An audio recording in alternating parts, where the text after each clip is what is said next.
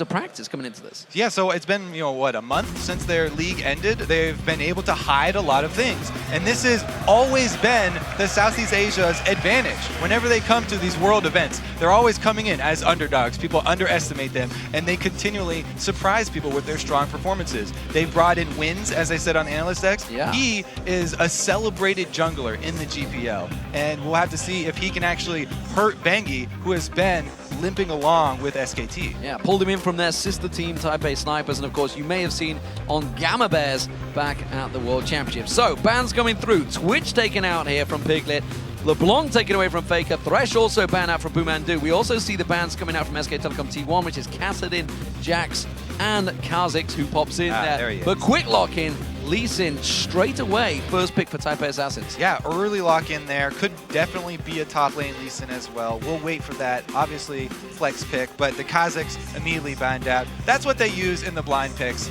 Definitely don't want to give them away their first picks. Well, we do know that, of course, Shyvana will be in that top lane for Impact, and of course it will be Piglet on Lucian. Yeah, so Twitch, pretty high priority for a lot of the Asian teams. Just because of the assassination potential when there are so many movements in the mid game, looking to pick people off, and also his team fighting ability. But as we said before, Lucian is a very high priority AD carry in many regions because he's a jack of all trades, but he's actually good at all trades. He's good in every single area. Oh, we do see Elise being picked up, so as you mentioned, it could well be that top lane Elise in, almost certainly will be now that Elise is locked in, alongside Lulu. That could be Morning, or it could be Jay. I would definitely wager that that's Morning because he loves Lulu, and his champion pool, as we said, is a little bit lacking, so they want to get him either that or something like Ziggs. Farming champion, he'll feel comfortable on this. So even going up against Faker, you want to be on one of the champions that you're most comfortable with. Well, speaking of comfort, if these champions get locked in, I feel SK Telecom are going to be feeling very comfortable. Piglet on Vayne is a champion we've seen many times destroying Okay, Vayne. then who plays Lucian? That's a very good point. I mean, that's in fact, that's an incredibly good point. I was actually thinking, why is that being hovered over? As soon as you mentioned it, hang on a minute. But of course they're going to switch it. Why not? They're going to keep me guessing. It will be Karma for Boomandu, and it will be Evelyn in the jungle. This is a very beastly duo lane, actually. Talking about very threatening early game here. Karma is a high impact support. Not only is she great in 2 versus 2 if she's able to land her skill shots early and take somebody out of the lane very early, but she's also good in shoving down turrets because she's one of those supports that loves to start with that spell thieves and get the extra damage. Well, we'll see if this Ezreal gets locked in. Remember, BB has his own skin on this champion. It was the champion he used back in the Season 2 World Finals, taking down the Zubu Frost at the time, and then known as CJ Frost. Of course, a couple of their members are in attendance. He is the only man, but he's not going to play it. Instead, he's keeping us guessing and switches across to Jinx and Leona. Ah, and interesting. Another Jinx coming in. Instant lock in over here for Faker, though. Twisted Fate. Twisted Fate plus Evelyn, so much map control from SKT. This is a really, really strong mid-game team right here. As soon as they get Faker to level 6 and he can pressure the entire map, they also have Evelyn, who will be invisible, making all of the lanes play more safe. Definitely a very high control composition here from SKT. So, of course, running that Flash Ghost, it's something we've seen a lot in the career, of course. We've already seen European mid lane is trying to adapt to that as well. So, standard stuff. So, Archie in the top lane leads in. We did actually see him doing the same thing in Katowice, I believe. So, he was a very strong lane, but this time he's against the Shyvana, and a very, very strong Shyvana player in Impact. Yeah, Lee Sin also going to take the teleport there. So, they're both going to do teleport top lanes. And I don't think that they will be meeting up. But it is a possibility. We have seen very few standard lanes shake out. You talked about the global presence. The fact that there is a teleport there, it's a potential for a 5-man dive in someone with that Evelyn sneaking out the jungle. Yeah, it's ridiculous because TPA, they're looking like they have a stronger team fight because, they've got the Jinx in the backline. They have the engage from Leona. However, SKT have so much more mobility, and they have that global threat we talked about with the Evelyn. There's so many different moves that SKT can outplay TPA positionally in this game. Well, with the match about to get underway, we'd like you to turn to Twitter and tell us who you guys think will score first blood this time. Use the hashtag TPA or the hashtag SKT and send your answers to @LOL eSports. What are you thinking on this one? There's a lot of abilities. We saw a level 1 fight in an OMG Fnatic game. Yeah, I often will give the first blood advantage to the team with Evelynn, but going up against Elise and wins on Elise, I'm just going to go for TPA here. I think they're going to get the first blood. He's an aggressive guy. Aggressive stuff. We'll see how it goes. Taipei Assassins, the Season 2 World Champions, as the blue team starting out here in the All-Star Paris 2014, up against SK Telecom, the reigning World Champions of Season 3, over on the red team. And look at that, the SKT skin playing against SKT. I like the shout out. So here we go. TPA, will they go for that late invade? Ward coming out from Jay very early in towards that top bush. Both defensive wards placed very early. Interesting choice at the top bush there. Very common to drop that ward for one of the buffs, as SKT have done. But it will see any topside late invades here. It looks like TPA really do want to go with the standard, sort of quote-unquote new standard, where they do lane swaps. And Jinx definitely does want to go for lane swaps, but SKT do position Shyvana towards the top. Yeah, you can see that ward has been placed over at that red bush, so they're well aware of the fact that this invade could be coming out. Yeah, SKT are pretty much expecting TPA to invade that red side because, oh, Jinx Leona, you know, we've got a very powerful Lucian Karma lane here, and they've rightly warded the correct bush for them just to protect that red side, expecting the heavy amount of TPA members on that side of the map. Vingy just running scout in that mid lane, keeping their vision, and it is going to be a 5-man from both of these teams. Looks like they're going to be trading, so red buff invade coming out, TPA heading in towards that bush, although it's looking like SKT are they going to start out with dead even on the first blood? I guess that's pretty hard to come up with. 63%. Definitely swinging in SKT favor. Wow, that was fast, guys. That's everybody. And actually looking at the hashtag All-Star, it is flying right now between the two. So, red buff start coming out from Wins. However, it is a blue buff start for Bengi, and he hasn't started out towards that red. He's going to head straight towards there, I believe, as soon as this Wolves camp goes down. They were doing a 2-buff. No, it's going to be a 2-buff start, actually, for SKT. So a little bit of a slower push, but again, they get more experience. They get their second buff coming up quicker.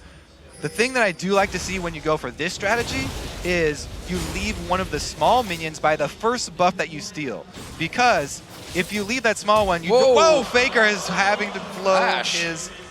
All right. Anyway, if you leave one of the small minions by that first blue buff that you steal, a lot of the times the enemy jungler will not check their own blue buff for a good 5 minutes after, and you delay the second spawn by a tremendous amount. However, both teams have cleared out everything. Oh, no, there we go. They are leaving a little one. See Faker actually getting caught once again. Glenna's doing damage. The blue buff is still untouched by Wins, actually. Hasn't gone back there. Double buff was picked up by Bengi, and they're force stacking on that top turret. Meanwhile, you can see SKT have really only just started to get towards the bottom turret. Yeah, so they went the slow route. As I said, they are leaving the small minion in the enemy buff. TPA opted not to leave it. That's what I was looking at. They're not leaving the small one there. They went for the super fast push, that second wave push, and they got the turret. They are Jinx. They got through the champion reduction damage turret, and now they're trying to get an extra lead here, but SKT are responding, getting everybody up there in time to defend it. Again, we see the difference between the super fast push and the slower 2-buff start here. It costs SKT the early global gold. Now we'll see how it works out. OMG, of course, did a similar type of thing. Piglet getting aggressive on Archie, going very aggressive on him there, but has to back away. Good trade coming back from Piglet, of course, using that double hit mechanic. So, Mandu, he had to go up towards the top lane, defending it off there. He's going to make his way back down towards that bottom lane, and will get himself back into lane. Faker in this mid lane. We haven't seen him up against Morning for too long. We did see Morning putting some aggression down early on. Bengi, though, taking a peek towards the jungle area of Taipei Assassins, but Wins will secure himself this blue buff. The early ward coverage, classic Bengi coming through. More classic Bengi, ganking for Faker, getting him a little bit of extra breathing room in the mid lane. No gold card in range for it, though, because Faker had to blow his flash defensively. Their kill potential is greatly reduced, and they always have to worry about counter ganks from Wins, because in the mid game, the level 3 Elise, very strong. BB has now got himself down towards that bottom. We did see Archie teleport down here, has gone back to base, got himself that second Doran's Blade along with the Rejuvi bead. So we'll see how that works out for him up against Impact in that top lane, who both of them actually picking up wards as well on their first back here. So BB now in lane up against Piglet. This was the featured matchup we want to focus on. We'll see how it develops. They finally do meet up in the bottom lane, and both of them actually still have their turrets, even though we saw the early lane swap. Because SKT, we're not able to get one. Oh, Faker has no flash. Yeah, all right. Take it down a notch. But yeah, because that turret never went down, this is actually normal laning phase for that bottom lane, and we do get to see the matchup.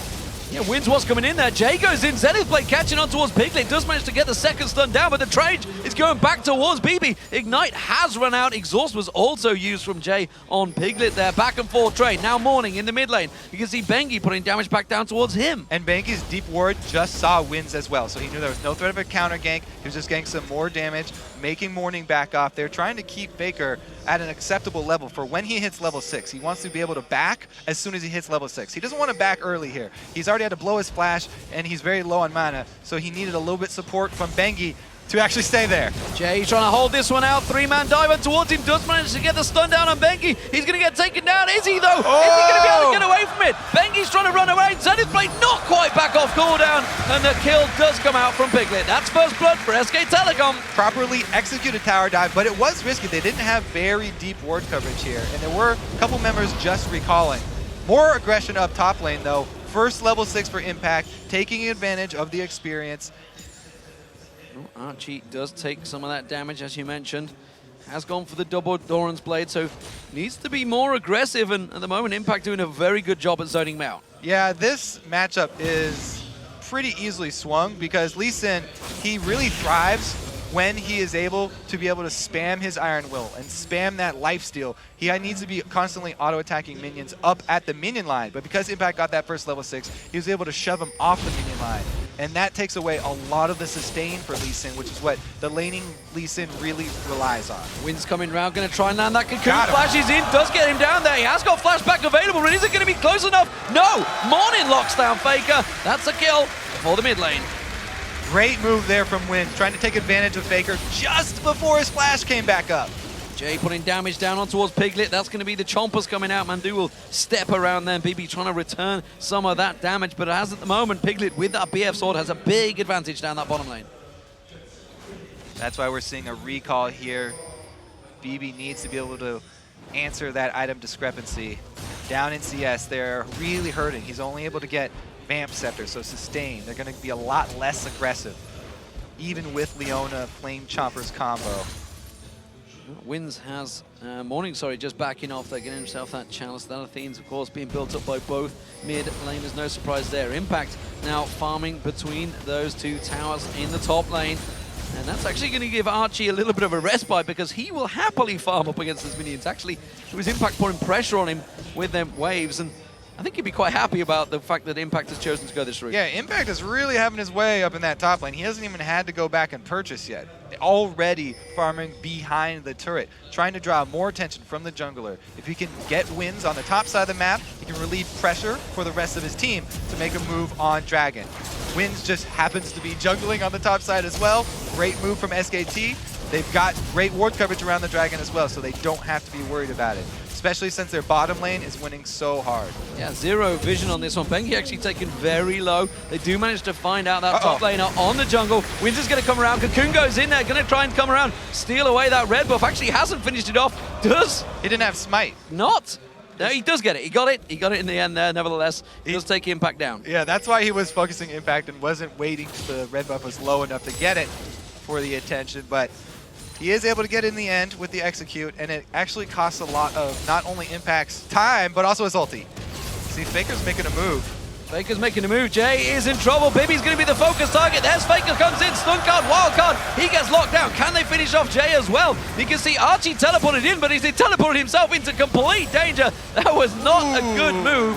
And the 4 members of SK Telecom take themselves 2 simple kills. That's that gold that we talked about in the beginning. Global, so many global options for SKT, and they're able to use it bottom lane because of the ward coverage around mid. But the answer from TPA is shove 2 lanes. 1 kill, they get a lot of minions into turrets here. No turret goes down. Oh, Bengi and Faker coming round, the double combo. Is it going to be enough? Wild Growth from Morning trying to save himself out. The Cocoon coming back out from Wind, trying to turn it back around. The gold card has been pulled by Faker, but he's not going to be able to land it. Oh, he flashes for it actually onto Winds. I'm not sure that was quite worth it. Piglet taking down the bottom turret while this is all happening. Mandu was joined in the fray, but Taipei Assassins get away from this one. So he still will have a Ghost coming up soon, so he'll have an extra summoner spell for defensive purposes, but that was definitely an unnecessary flash. We'll see if it does end up costing him, as it has before when Winds ganks mid. It is a strong start from SK Telecom, despite the turret advantage that was built up early by Taipei Assassins. It is all now square once again. Morning does manage to get that shield off every time, expecting that gold card to be in his face, but you can see Faker starting to get more confident with every gold card thrown. And the control of mid lane vision is going to be even more important as the game goes on. They need to keep track of Faker. You saw him, he just barely left mid lane for that gank down bottom. That's why you have to keep your eyes on him. As soon as he leaks to one side, you have to notify the rest of your team to play more defensively and fall back. Because, as we've seen, teleport can be answered for teleport. Morning getting drawn into it. A good flash, and that was a very late ultimate from Bengi that was nowhere near landing. Yeah, a little slow there.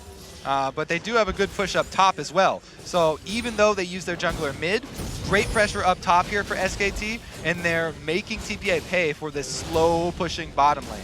Yeah, you can see Jinx. He is getting farmed down that bottom, but it doesn't matter. Piglet is ahead, and now with another turret going down, that global gold and experience keeps stacking for SK Telecom to now have a 3,000 gold lead. Yeah, it's always a give and take here, tug of war. You're pushing and pulling on different sides of the map.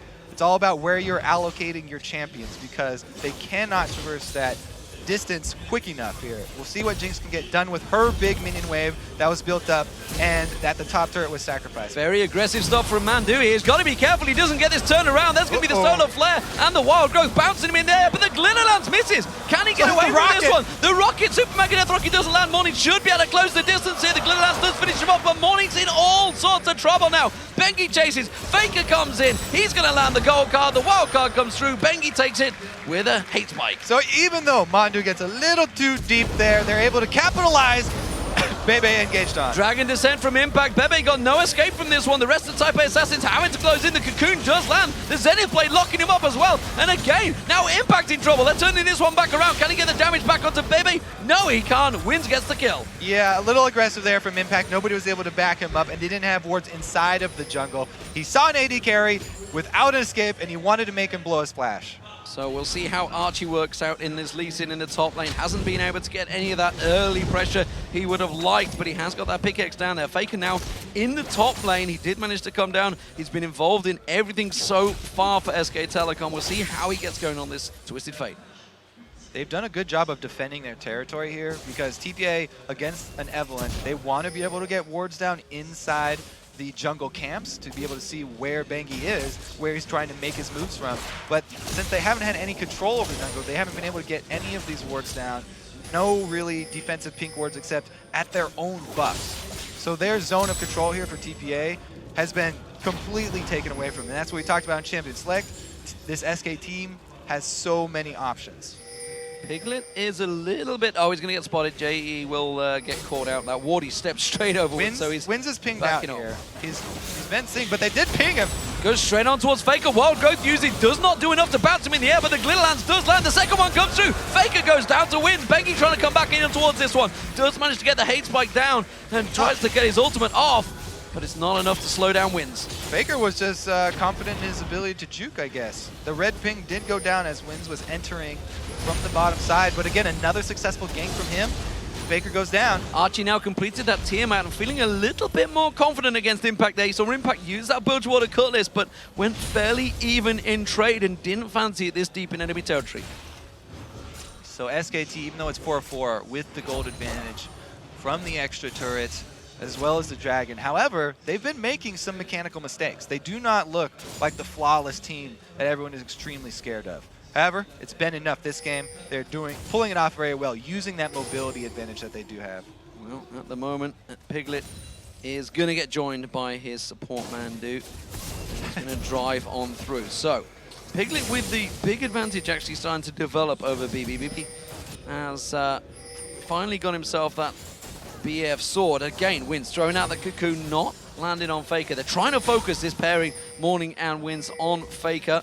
It is doing a fairly good job at shutting him down so far, but you can see the Dragon is now up, and this seems to be the focus of both teams. And Shyvana has actually built Beta the Ruin King first, even though there's not a real strong tank on the enemy team. So Shyvana in this Dragon fight will actually be more damage oriented and is going to be sticking to the carries very easily. If TPA actually take this fight, it's going to be dangerous. SKT already pink warding this Dragon. They're prepping for it. They're trying to get the vision advantage around Dragon before they have to start it off. Oh, I'm going to get them wards cleared out. Morning in there. Piglet and Bengi making their move back down towards the bottom. Actually, Mandu's off on his own. And actually they're focusing. All the pings from TPA are on this mid turret, and that's where they're going. Faker's forced to back away. Great call from them. They don't want to start that Dragon fight. SKT are too far ahead, and they have the teleport on Shyvana. So instead, they shove up mid, they get some of that gold back, and they take away a lot of that control, where SKT are making a lot of their plays from the mid lane, from Faker, using that mid lane turret as his home base, and then threatening to teleport either top or bottom. Now it's going to be much more difficult for Faker to pull those off. Two top laners are still sitting with teleport. You can see that Archie, it is pronounced Archie, by the way, ladies and gentlemen. I'm aware there is another Archie in Team Fire at the moment, I believe it is, but they are both pronounced the same. They're not the same person, though. I should be clear on that one. Has got himself the Tiamat and the Giant Spell. Dragon, though, being picked up by SK Telecom, and TPA slow to react. Double pink wards for them, give them the confidence. Bengi at half, though. Execute on that rocket, not quite enough. Does land on Bengi, took him pretty low, but nobody was really following through from TPA. And Faker, again, he's rotating up top. He went through his own jungle this time. And there it is, the ulti. Does manage to flash away. Has he got far enough away? The kick does not land. He's trying to knock upon Faker. Faker does land the gold card. Archie in all sorts of trouble. Will go down from this one. You can see he had the support coming around, but it was not there quick enough, and that was a good, clean gank from SK Telecom.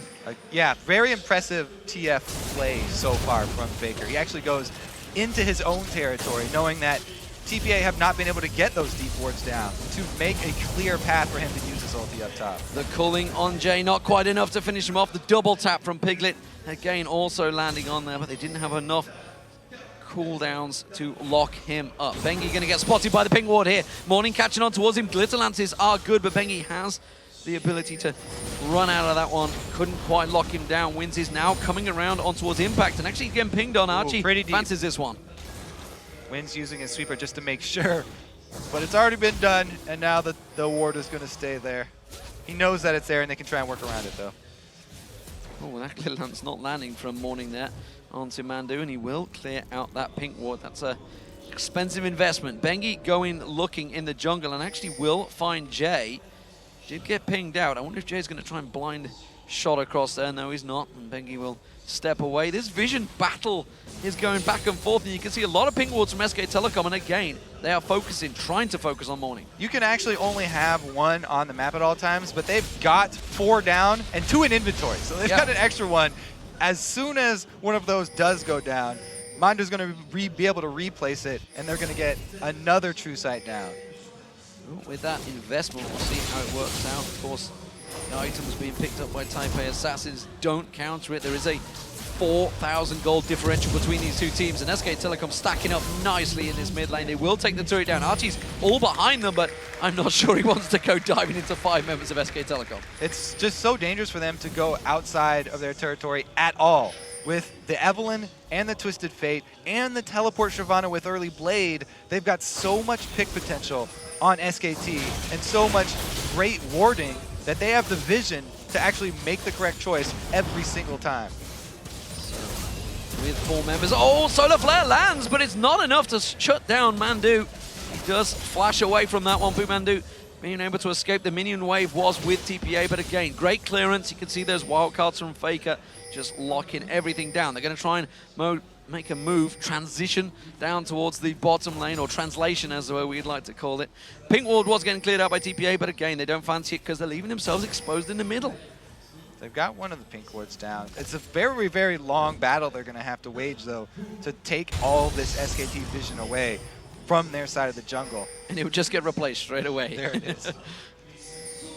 Managed to place those wards from their inventory, and there we go. Faker just placing his own one back again on the mid lane there. So Archie actually having to cut off. Impact has been kind of free farming in this top lane. Archie's doing a good job of farming himself, keeping up with him, but surely in the grand scheme of things, a Lee Sin up against a Shyvana. Shyvana is going to come out on top as this game starts to go late.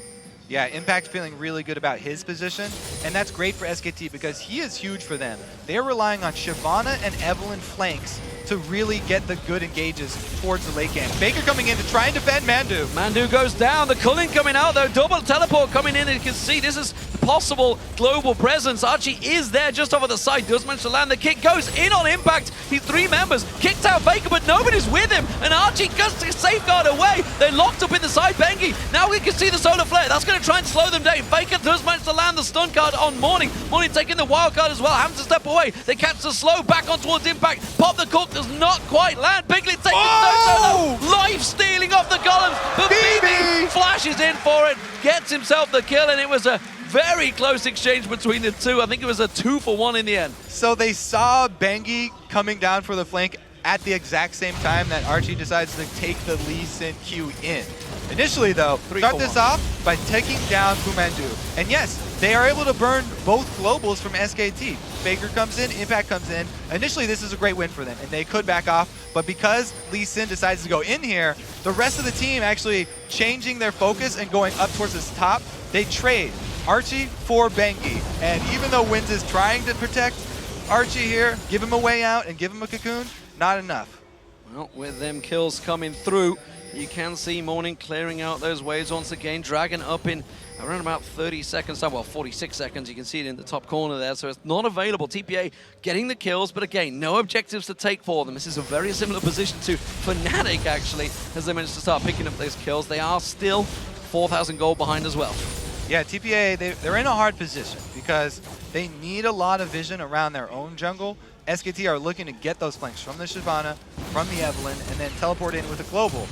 But they need good vision to fend against these. You can see more defensive pink wards to be able to catch out Bengi. Morning having to use that wild growth sped up. Faker comes in, does not lock down the stun card. Morning trying to get away from this one. Glitter lands on 3 members of SK Telecom, and the rest of TPA come round there. In. Jay goes deep on this one. Bengi taken so low, but they didn't get a kill from it. Impact gets caught out there. Archie does go down. SK Telecom so low, fleeing from this one. They're going to turn it back around. Piglet gets himself in. Repel. Nowhere to go. Got nowhere to go. No racer available. Goes back in. Gets himself a kill for the process. Faker finishes it off though, and that was a 2-for-1 this time to SK Telecom, and they will get the Dragon. Exciting ending, but yeah, it's jungler going down for support, so SKT, after the pick, they are finally rewarded with not only an extra kill, but as well the Dragon, and that's what we're talking about. They start the fights out middle, and then they bring in Faker for the guaranteed engage. Faker hasn't even been starting these with the Messiah-type plays where he would need a Zhonya's. He's not initiating, he's following up the initial fight, and just coming in with the gold card, with the Death Cap Rush, so he's got more ability power to take somebody out as soon as he arrives for the secondary engage. Difference coming out, Static Shiv being built up by BB, but this time he's actually gone for the Avarice Blade first instead of the Zeal, so trying to get that one locked in. Meanwhile, Piglet, you can see Triforce now just completed. There's the Static Shiv just popping into place as well. Rabadon's Death Cap also picked up by Faker, has got that Sheen as well. Oh, Zenith Blade not landing on Pumandu there.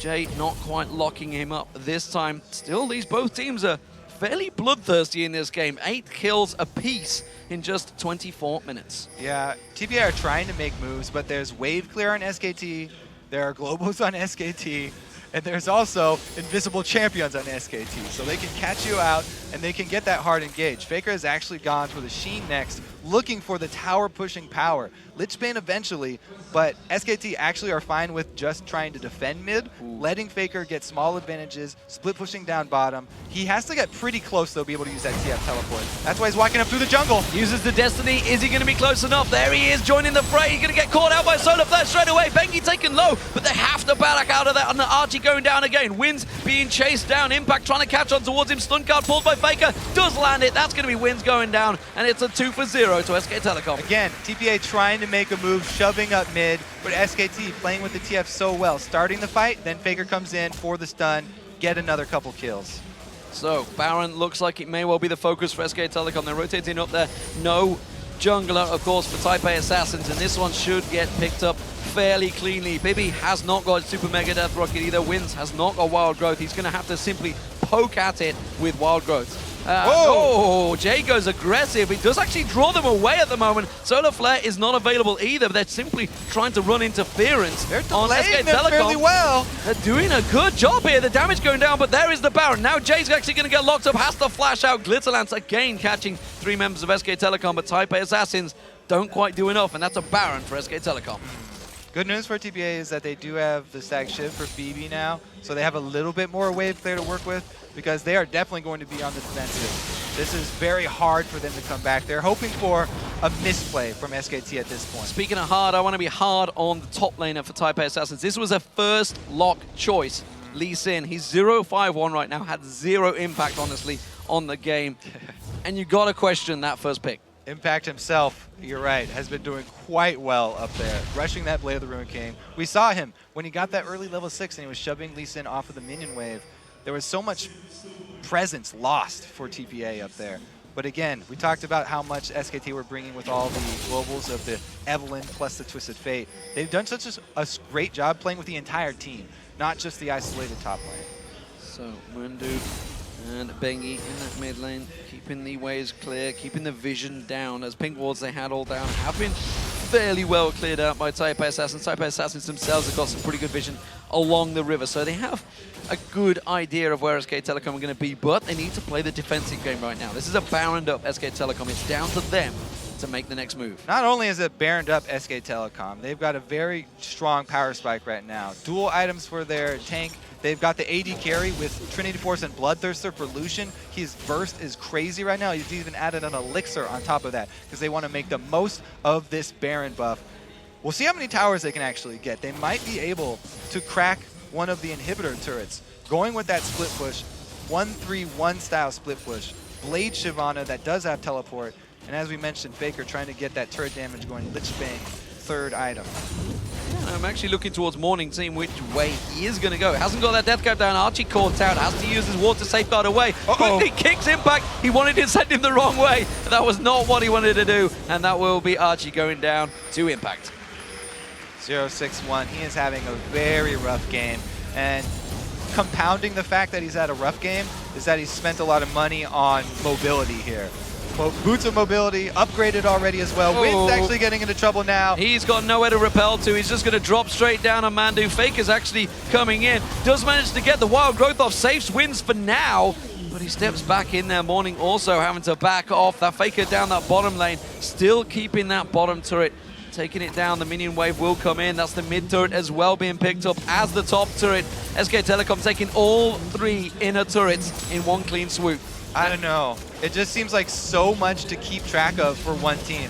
An Evelyn in itself is already ridiculously hard. It's almost a team effort that you have to do to keep track of her. And then adding a TF into that you also have to keep track of. SKT have just pulled out all the moves in this first game. Fantastic movement. That's going to be in second inhibitor turret going down as SK Telecom pounce on through. A double kill being picked up on Impact. Destruction Derby coming out from SK Telecom now. That's 2 inhibitors down. They're just going to push on for the win here against the Taipei Assassins. They started well in the lane phase, but it's just not enough to teak up with the reigning world champions. Faker gets himself the final kill. Archie having a torrid time here. 0-7-1. That is why you don't pick the world champion skins against them. You have to back it up with something, anything.